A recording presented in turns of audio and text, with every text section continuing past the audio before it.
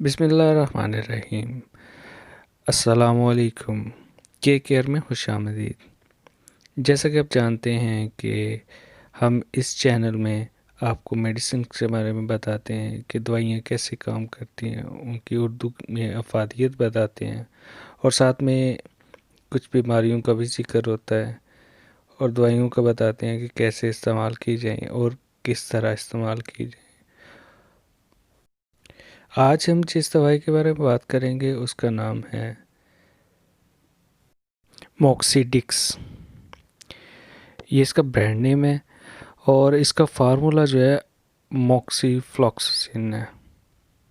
मॉक्सीडिक्स के अलावा और भी काफ़ी सारे अच्छे कंपनीज जो हैं किसी दूसरे ब्रांड से इसको मॉक्सीफ्लॉक्सासिन को बनाती हैं।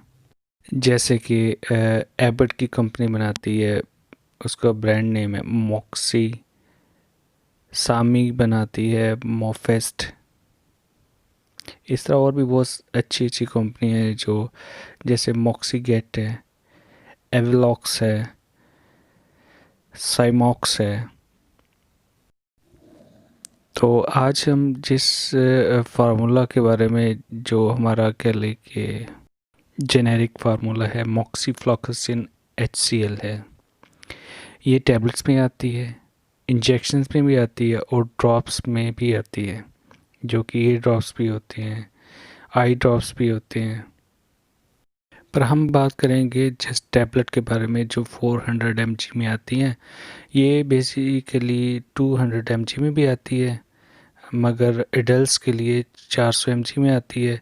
बहुत ही अच्छी और नई जनरेशन की एंटीबायोटिक है। ये जो है नमूनिया के लिए इस्तेमाल की जाती है। नमूनिया जैसे कि आपको पता है कोविड-19 है, तो वो तो बेसिकली वायरल इन्फेक्शन है। ये बैक्टीरियल इन्फेक्शन में काम आती है। जैसे कि बैक्टीरियल नमूनिया हो गया, एक्यूट हो या क्रोनिक हो। क्रोनिक तो नॉर्मली नहीं होता, एक्यूट ही होता है।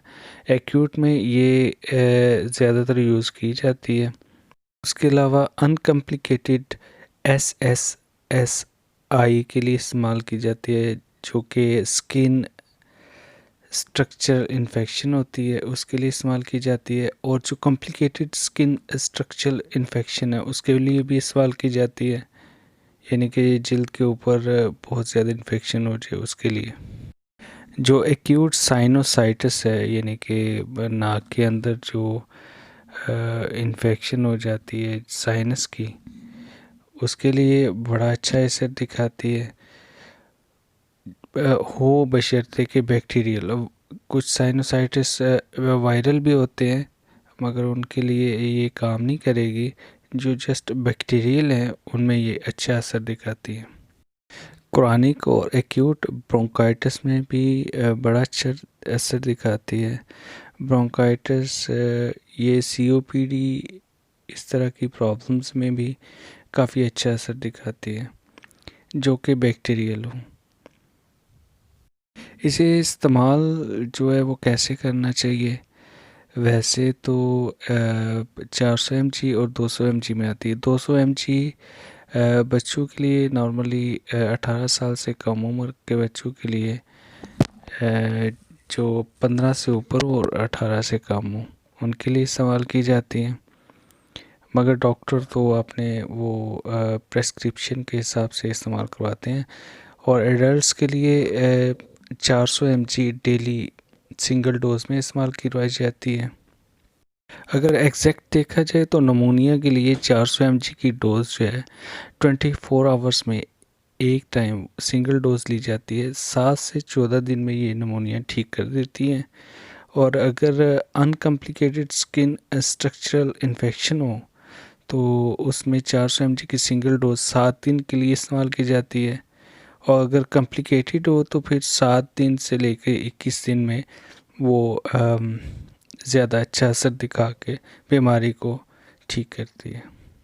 ये एब्डोमिनल इन्फेक्शन जो कि बहुत सीवियर होती हैं उनमें बड़ा अच्छा असर दिखाती है। और सिंगल डोज में ही 400 mg की ली जाती है और 5 से 14 दिन में वो क्योर कर देती है।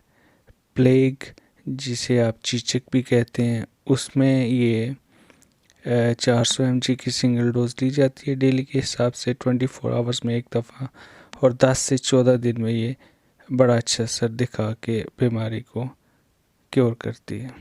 अगर आप बैक्टीरियल साइनोसाइटिस के लिए इस्तेमाल कर रहे हैं तो वही सिंगल डोज 400 mg की 10 दिन के लिए आप इस्तेमाल करेंगे।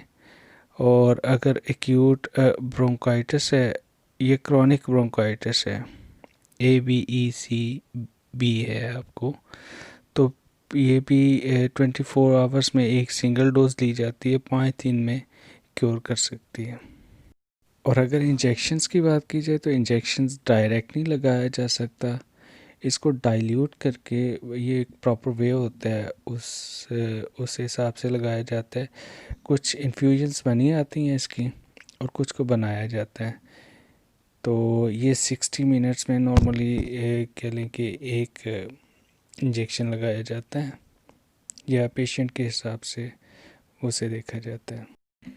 और अगर इसकी साइड इफ़ेक्ट्स की बात की जाए तो तकरीबन 14,981 पेशेंट्स पे इसका टेस्ट किया गया था, जिनमें से तकरीबन एक पेशेंट को अनीमिया हुआ है, 7 मरीज़ों को नाउज़िया की प्रॉब्लम हुई है, 6 मरीज़ों को डायरिया हुआ है, 2 मरीज़ों को वॉमिटिंग की जो साइड इफ़ेक्ट्स आए हैं, कॉन्स्टिपेशन 2 पेशेंट्स को हुई थी, और इसी तरह बस माइनर से साइड इफ़ेक्ट्स हैं इसके। और हेडेक जो है चार पेशेंट्स को, डीजी 3 मरीज़ों को हुई थी, जो कि चेस्ट सिर्फ 1% बनते हैं। और जो इतने कॉमन साइड इफ़ेक्ट्स नहीं है वो तकरीबन 0.1% बनते हैं, या उससे 0.1% बनते हैं, वो भी 14,981 पेशेंट्स में ही देखा गया था इसे। अगर आपको किसी मेडिसिन जो कि एंटीबायोटिक थी और उससे रिएक्शन कभी भी हुआ है तो आपको ये इस्तेमाल नहीं करनी चाहिए, किसी डॉक्टर के मशवरे से करें।